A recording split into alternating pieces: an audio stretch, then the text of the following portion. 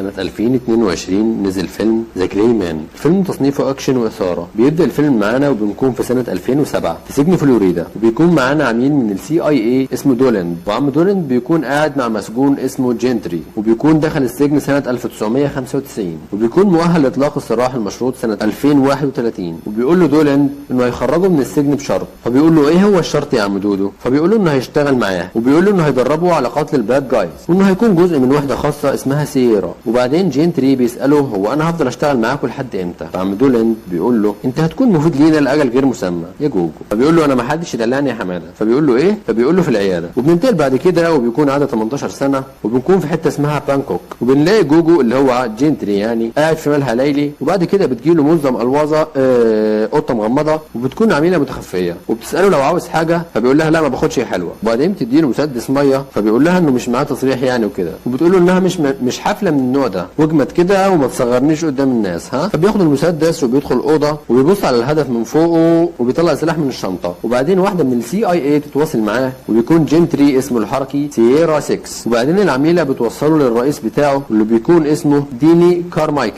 وبيقول له ان الهدف اللي هو المفروض يقتله اسمه الرمزي عربيه الاكل، وانه بيبيع معلومات ممكن تضر الامن القومي، وانه لازم يخلص منه قبل ما الصفقه تتم. وبعدين بيوصل للهدف، بيخش جوه الملهى الليلي، وبيطلع فوق، وبيكون 6 واقف تحت ومصوب السلاح، وبيكون جاهز انه يقتل الهدف. فجاه بيقرب طفل من الهدف، ف6 بيقول للرئيس بتاعه، والرئيس بيديله الضوء الاخضر انه ينفذ، وبيقول له ان الطفل ضرر جانبي. وفي نفس الوقت بيكون الهدف بيخلص في الصفقه، والرئيس بيضغط على 6 عشان ينفذ، و6 بيقول له انه هيستنى، فالرئيس بيقول له ينفذ، ف6 بيقول له ان البندقيه علقت. فالرئيس بيتعصب كده وبيرمي كوبايه الميه على الازاز، وبيقول لها جايب لنا واحد اسمه جوجو، او زي يعمل ايه يعني. وبعدين 6 بيضرب جرس الانذار، والهدف بيسمع الصوت وبيلغي الصفقه وبيخرج. والعميله المتخفيه بتسال 6 انه قتل الهدف ولا لسه. 6 مش بيرد عليها، وبياخد سكينه وبيقتل واحد من الحرس. وبعدين بياخد ازازه وبيكمل عليهم، والهدف بيرفع السلاح، وهنا بتظهر العميله المتخفيه وبتكشف عن نفسها، فبيوقعها واحد من الحرس، و6 شغال الله ينور بيصفف الحراس. وبعدين بتقوم العميله اللي ما عادتش متخفيه، وبتدينا مشهد اكشن فاخر من الاخر. وبعد كده بتقع تاني، وما شاء الله 6 مكمل ضرب في الحراس. وبعدين بيهرب الهدف، و6 بيجري وبينط وراه، والهدف بيضربه، وبعدين بيتخانقوا على السلاح، و6 بيقوم موقع الخزنه على الارض. وبعدين الهدف بيتعرف على سييرا 6، وبيقول له ان اسمه سييرا 4، وبيقول له انهم بعتوه يقتل واحد من زمايله، بس 6 مش مصدق، وبيبدا يضربه، ويفضل القتال بينهم شغال. وبعدين 6 بيوقع سييرا 4 على الارض وبيغزه، وبيسافر في قطر الموت. وسييرا 4 بيقول له ان عم دولاند هو اللي جابه ودربه في نفس المكان اللي 6 اتدرب فيه. و4 بيقول له ان ديني الرئيس بتاعهم غدار، عشان كده هو غارق في دمه دلوقتي، وبيقول له ان هيكون الدور عليه. وبعدين بيديله سلسله، فبيقول له ده فالصو يا حبيبي، بيقول له ده الماظ يا ابراهيم، وبيقول له قبل ما يموت عذبهم يا 6. وبعدين بتخش العميله وبتروح تتاكد ان 4 مات، و6 بيقول لها ان الهدف اتعرف عليه، فبتقول له يمكن وصل لمعلومه مسروقه، فبيقول لها ان برنامج سييرا محدش يعرف عنه معلومات، وبيسيبها وبيمشي. وبعدين العميله بتفتش 4 وبتطلع كل حاجه معاه. وبعدين بيظهر واحد اسمه دونسون، وبيكون عايز يكلم ديني، وبيقول انه ملقاش السلسله، فديني بيقول عشان كده كان عايز ينهي برنامج سييرا. فبترد عليه عميله وبتقول له ان حاجه زي كده بتاخد وقت، فبيقول لها ما عادش الا البنات تدينا اوردرات، فبيقول لها تطلع بره. وبعدين بنرجع ل6 تاني، وبيكون ديني بيكلمه وبيساله هو اخد منه حاجه، و6 بيكذب عليه وبيقول انه ما خدش حاجه. واثناء الكلام بيفتح العقد الفالصو وبيلاقي فيه فلاشه. وبعدين بيخش سايبر عم حماده اللي جنبه، بيحط الفلاشه في الكمبيوتر بس بيكون عليها باسورد. وبعدين العميله بتكلمه وبتقول له ان الطياره هتطلع بعد 5 دقائق، وان ديني اتصل، فبيقول لها انهم اتكلموا، وبيقول لها انه مش هيركب معاهم الطياره عشان هيسافر على حماره.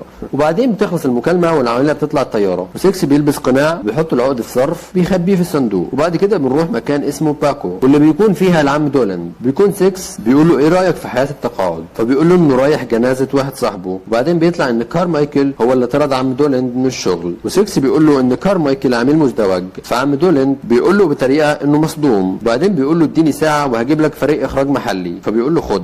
بيقول له اخد ايه يا عم انت؟ فبيقول له خد ساعه.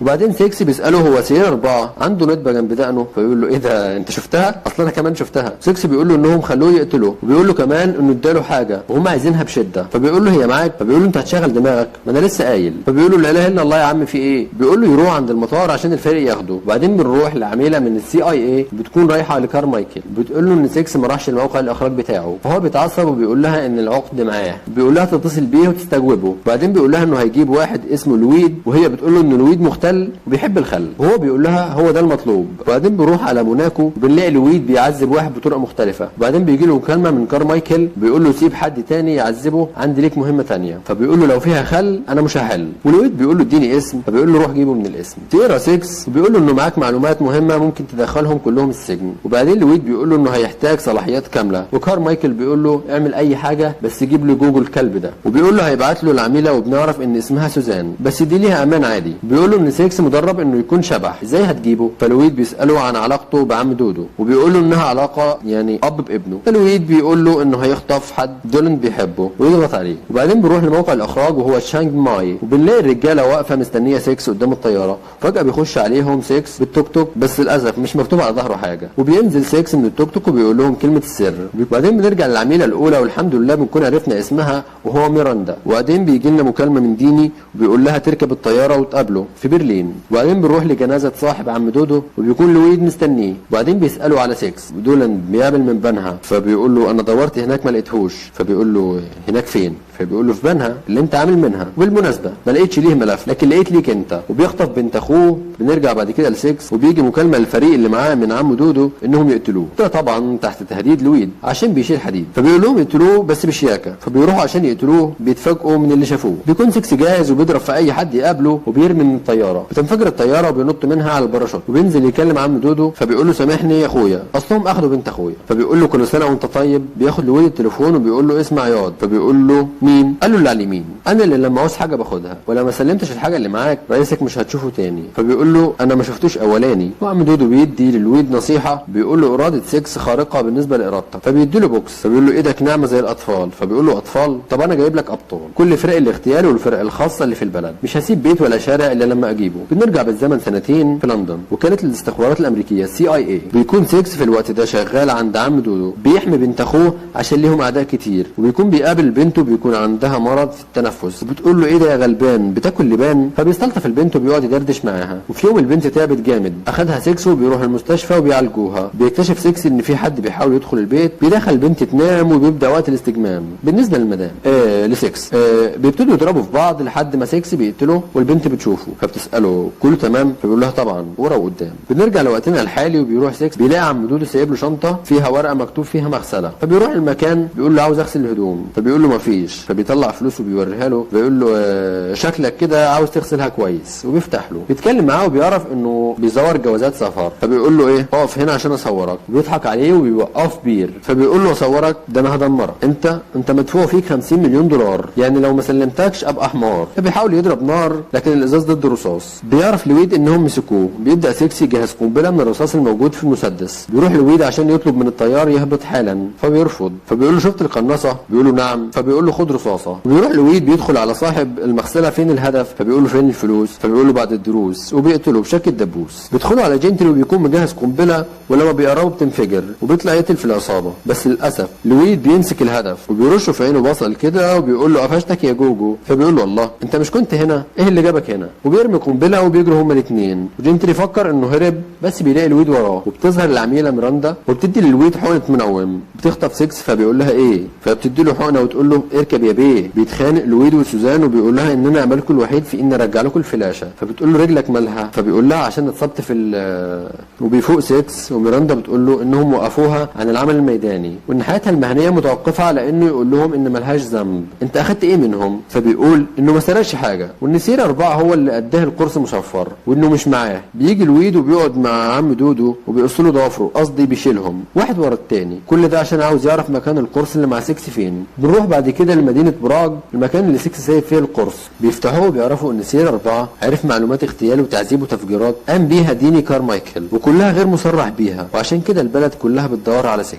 وحاول سير 4 يبيع المعلومات دي للي يدي سعر اعلى. بيعرفوا مكان 6 وبيخرموا البيت بالرصاص. والله كبرتوا الموضوع يا شباب. ماجي بتخرج 6 من باب سري وبتقعد تستناهم واول ما بيدخلوا بتقول لهم انا هنا يا اولاد تلعبوا معايا لعبه فرقع واجري وتفجر نفسها معاهم. بيهرب 6 من الشرطه وبيجري لكن بيمسكوه وبيكلبشوه. فريق التدخل السريع بيجي وبيبداوا تبادل اطلاق النار وبيقتلوا اي حد بيتدخل من الشرطه. مش زي عندنا الشرطه في خدمه الشعب، لا هنا بنقتل الشرطه والشعب. وبتتدخل فرقه برافو و6 في النص والمعجنه شغاله. كل الفرق بتهاجم في بعضها. بيقدر 6 يهرب وبيتدخل فريق دلتا وبيضربوا على 6 لكن بتيجي ميراندا وبيجري 6 فوق القطر وبتنقذه. وبعد كده بنعرف ان الفرقه كلها ماتت. وطنط سوزان بتزعق للويد وبتقول له انه فاشل لكن بيقول لها يا خنزيره انا دايما عندي خطه بديله. بيكون في واحد ماشي ورا 6 بيدخل 6 وميراندا عشان يعرفوا مكان بنت اخوه عم دودو، وبتقول له انها في كرواتيا، فبيقول لها ايه ده بجد؟ طب ما تقولش لحد. بيدخل اللي كان متعقب 6 وبيكون محترف جدا لدرجه انه مسك ميراندا و6 مسح بكرامتهم البلاط وكان بيرقصهم في الخلاط. بياخد السلسله وبيمشي،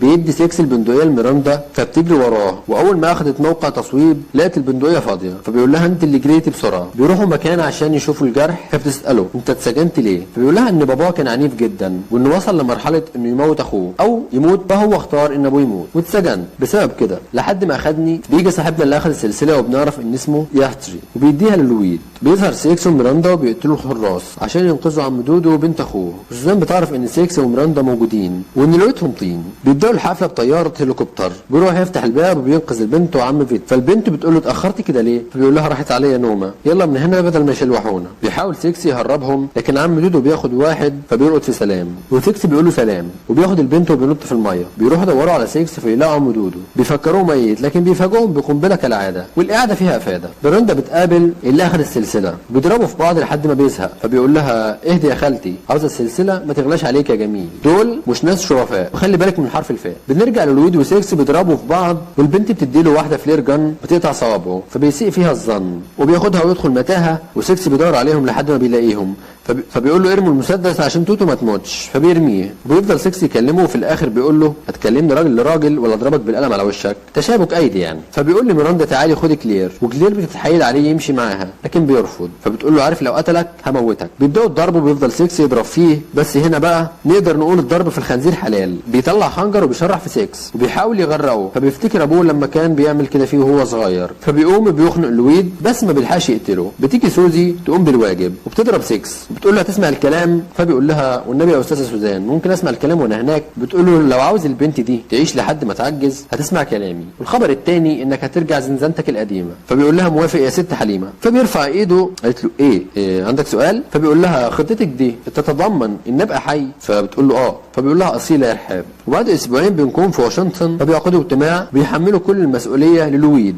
وبما انه مات فيشيل الحاجات وبيعفوا عن الباقي. بيروح ديني وسوزان عشان يشوفوا 6، فالتقرير بيقول لهم انه مش مستقر وانه مش بيتحرك ولا بياكل. فبيدخلوا بيلاقوا انه مفيش ولا واحد عايش، فبيقول له كده ما بيتحركش، امال لو اتحرك. بيهرب 6 وبيروح ينقذ كلير، فبتلاقي اسطوانه مكتوب عليها شغاليني بصوت عالي. بيبدا 6 يضرب بالآلي لحد ما بيدخل عليها فبتحضنه وبياخدها ويمشي. وبكده نكون وصلنا لنهايه فيلمنا. اتمنى يكون عجبكم. لو مش مشترك معايا في القناه انزل اشترك وفعل زر الجرس. اشوفكم على